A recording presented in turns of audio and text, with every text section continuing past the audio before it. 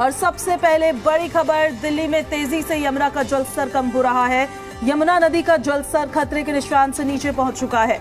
यमुना का जलस्तर 205.05 दर्ज किया गया है और अपने घरों को साफ करने के लिए लोग अब पहुंचने लगे हैं। दिल्ली से बाढ़ का खतरा टल चुका है। बड़ी खबर आपको बता रहे हैं, दिल्ली में यमुना नदी का जलस्तर खतरे के निशान के अब नीचे आ गया है और 205.22 मीटर दर्ज किया गया था। कल पिछले गुरुवार को जलस्तर 207.48 मीटर था, जिससे बाढ़ की स्थिति उत्पन्न हो गई थी, लेकिन अब ये जलस्तर कम हो गया है। लोग अपने घरों में वापस लौटने लगे हैं।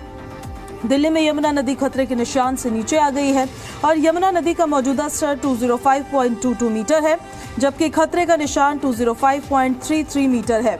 पिछले गुरुवार को दिल्ली में यमुना नदी खतरे के निशान से 2 मीटर से भी ज्यादा बह रही थी। गुरुवार को यमुना नदी का जलस्तर 207.48 मीटर तक पहुंच गया था। बहरहाल दिल्ली में तो यमुना का जलस्तर अब कम हो गया है, लेकिन मथुरा और आगरा में यमुना नदी तबाही मचाने में लगी हुई है। दिल्ली के पुराने रेलवे पुल पर यमुना का जलस्तर सोमवार सुबह की भी अगर हम बात करें तो 205.22 मीटर दर्ज किया गया था, जो एक दिन पहले 205.33 मीटर था। पानी का स्तर घटते ही लोग बाढ़ में डूबे अपने घरों को अब साफ करने लगे हैं। भारी मात्रा में जहां पर गाद है, पिछले गुरुवार को इस मौसम के उच्चतम स्तर 207.48 मीटर तक पहुंचने के बाद जलस्तर में अब गिरावट आ चुकी है। खतरे का निशान 205.33 मीटर होता है और इससे नीचे अब यमुना नदी बह रही है।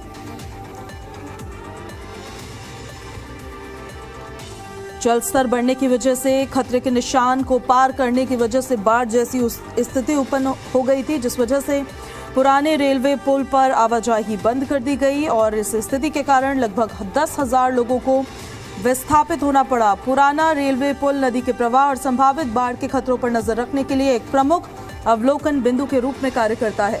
और ज्यादा जानकारी के साथ हमारी सहयोगी नीतू झा हमारे साथ फोन लाइन पर कनेक्ट हो गई है।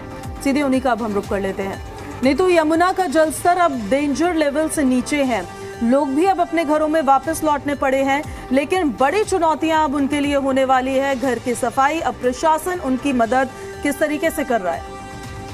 बिल्कुल, देखिए पूजा, लगातार दिल्ली एनसीआर पर हम बाढ़ की कवरेज तो दिखा ही रहे थे। अब हम वो स्थिति भी दिखा रहे हैं कि बाढ़ से विस्थापित लोग जब वापस लौट रहे हैं तो कैसे अपना जो घर बार है उसको मैनेज कर रहे हैं, कैसे वो लौटेंगे। कल भी हमने ये तस्वीरें दिखाई थी। सबसे बड़ा सवाल, आएंगे कैसे, क्योंकि जल निकासी तो हो जाती है लेकिन सूखने में भी वक्त लगता है। फिलहाल सरकार की ओर से जो लोग अभी राहत शिविर कैंपों में रह रहे थे, उन्हें सुबह और शाम का खाना मुहैया कराया जा रहा है। सबसे बड़ी बात यहाँ पर दवाइयां हो जाती है और इसके अलावा कि जो घर है उनके वो सूखेंगे कैसे, इसको लेकर एमसीडी लगातार जो पंपिंग का काम है वो कर रही है। इसके साथ ही सुबह और शाम फॉगिंग भी की जा रही है, क्लोरीन की टैबलेट्स बांटी जा रही है और साथ ही में ओआरएस का जो घोल है वो भी लोगों को दिया जा रहा है, क्योंकि मच्छर पनपने की संभावना बहुत बढ़ जाती है बाढ़ के बाद किसी भी राज्य में, किसी भी शहर में। तो ऐसे में एमसीडी की तरफ से भी काम किया जा रहा है और राज्य सरकार जो है, राज्य सरकार जरूरत की सारी चीजें मुहैया कराने की काम कर रही है, तो वही एमसीडी सेहत को लेकर फिक्रमंद नजर आ रही है। दोनों का समन्वय मिलकर एक साथ काम कर रहा है और यही वजह है कि लोग अब अपने घरों को लौटना शुरू हो गए पूजा। लेकिन अगर आप जमीनी हकीकत देखें तो अभी भी पूरी तरह से लौटने में लोगों को वक्त लगेगा। हालांकि यमुना बाढ़ के खतरे के निशान से तो काफी नीचे बह रही है, लेकिन अभी भी जो लोग नदी किनारे बिल्कुल रहते हैं, यमुना किनारे जो बिल्कुल रहते हैं, ये कहे जिन्होंने यमुना पर ही अपना आवास बनाया है, क्योंकि देखिए दिल्ली के कुछ ऐसे भी इलाके हैं जहां लोगों ने बिल्कुल यमुना पर अपना आवास बना लिया है, वो अभी कुछ दिनों का और इंतजार करेंगे, क्योंकि अगर हथनीकुंड बैराज से थोड़ा भी पानी छोड़ा जाता है तो सीधा उनके घरों पर इसका असर होता है, तो वो लोग इंतजार कर रहे हैं। बाकी जिनके घर थोड़े भी दूर हैं वो वापस आना शुरू हो गए हैं। घरों से पानी अब निकल गया है, ड्राई करने का काम, घरों को साफ करने का काम और एक बार फिर से सेटल होने की जो तैयारी है पूजा, वो तेजी से शुरू हो गई है। लेकिन राज्य सरकार और एमसीडी के सहयोग के बावजूद जो पानी है पूरी तरह से उसे सूखने में और एक बार फिर से आशियाने को बनाने में अभी कुछ दिनों का वक्त लगेगा। नीतू, लेकिन जो आफ्टर इफेक्ट्स होते हैं आफ्टर फ्लड वो काफी ज्यादा परेशान कर देते हैं उन लोगों को जो प्रभावित हुए हैं। न सिर्फ उनका घर भीगा है, न सिर्फ उनका सामान भीगा है, आर्थिक रूप से भी एक चोट लगती है जब बाढ़ प्रभावित क्षेत्र के लोग अपने घर में वापसी करते हैं। आर्थिक तौर पर भी क्या उनकी सहायता के लिए सरकार की तरफ से कोई फैसले लिए गए हैं या इस पर विचार किया जा रहा है? बिल्कुल, देखिए पूजा, कल भी इसको लेकर एक महत्वपूर्ण बैठक चल रही थी कि जो लोग बाढ़ प्रभावित हैं उनकी मदद के लिए फंड रिलीज किया जाए या किसी भी तरह से उनकी मदद की जाए। इसको लेकर सरकार तैयारी में भी थी कि फिलहाल जो बाढ़ प्रभावित हुए हैं उनको कुछ ना कुछ मदद की जाए। लेकिन इसके साथ दिल्ली सरकार एक और चीज की तैयारी में है। जो लोग यमुना किनारे रह रहे हैं, बिल्कुल 10,000 लगभग लोग, उन अवैध रूप से उनके कब्जे को हटाने की भी तैयारी में है, क्योंकि मॉनसून सीजन में सरकार का भी काफी नुकसान होता है। देखिए, सरकार इसको लेकर भी लक्ष्य बना रही है, यानी अभी तो उनकी आर्थिक तौर पर मदद करने की कोशिश की जा रही है।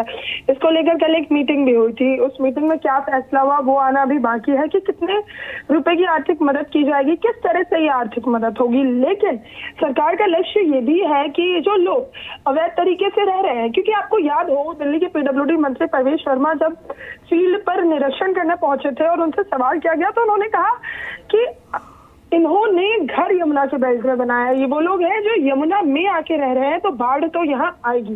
10 से 14,000 का एक अनुमानित जो संख्या है वो है कि लोग बाढ़ प्रभावित क्षेत्रों में रह रहे हैं। इस बार भी लगभग 14,000 लोगों पर इसका असर हुआ है। ऐसे में सरकार अब ये अवैध कब्जे हटाने की भी तैयारी में है। फिलहाल आर्थिक मदद और आर्थिक मदद के साथ इन लोगों को यहाँ से कहीं और शिफ्ट करने की तैयारी में भी सरकार जुटी हुई है, क्योंकि खुद दिल्ली के CM ने कहा था कि या तो इन्हें कहीं और आशियाना दिया जाएगा या फिर टेम्पररी एक रहने की व्यवस्था जो इन लोगों की वो की जाएगी। बिल्कुल नहीं, तो बहुत महत्वपूर्ण हो जाता है ये जब लो लाइन एरियाज में जहां पर बाढ़ आने का संकट रहता है हमेशा, वहां पर अवैध निर्माण हो जाता है या फिर वहां पर लोग बस जाते हैं, तो उनके लिए भी काफी समस्या खड़ी हो जाती है जब ऐसी स्थिति उत्पन्न हो जाए कि अब जाए तो जाए कहाँ।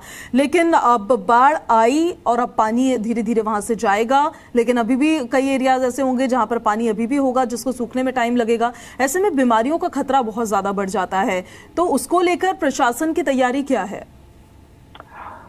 बिल्कुल, देखिए ये बहुत महत्वपूर्ण हो जाता है पूजा की बाढ़ आई, पानी गया, लेकिन अभी भी पानी है। कल गीता कॉलोनी की तस्वीरें हमने अपने दर्शकों को दिखाई थी जहां पानी अभी भी घुटने भर से ज्यादा है। इसके अलावा मॉन्स्ट्री मार्केट में भी अभी पानी बचा हुआ है। साथ ही यमुना बाजार के इलाकों की भी करें तो लोहे वाले पुल से जरूर पानी हट गया है, लेकिन ओवरऑल जो पूरा इलाका है वहां अभी भी पानी भरा हुआ है। ऐसे में पानी निकल जाने के बाद फिलहाल MCD के जिम्मे ये काम आ जाता है, क्योंकि MCD साफ सफाई की जिम्मेदार है और MCD के जिम्मे ही ये शहर को साफ और स्वस्थ रखने की जिम्मेदारी आती है। ऐसे में MCD अभी जगह जगह फॉगिंग का काम कर रही है, MCD के पंप काम कर रहे हैं। जहाँ थोड़ा पानी बचा हुआ है वहां से पानी खींचकर उसे वापस यमुना में भेजा जा रहा है। और इसके अलावा लोग बीमार क्योंकि बहुत पड़ते हैं बाढ़ के बाद, तो ऐसे में लोगों को जरूरत का सामान और दवाइयां भी MCD की ओर से मुहैया कराई जा रही है। और इस कड़ी में सरकार ने भी जितने भी राहत शिविर है वहां पर अपने कैंप लगाए हुए हैं, मेडिकल कैंप, जहां सिविल डिफेंस के कर्मचारी तैनात है। किसी को किसी भी तरह की दिक्कत हो, मेडिकल किट वहां उपलब्ध है।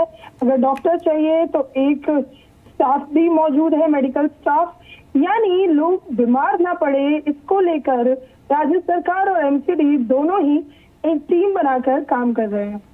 ठीक है नीतू, आपको बहुत शुक्रिया इन सारी जानकारियों के लिए।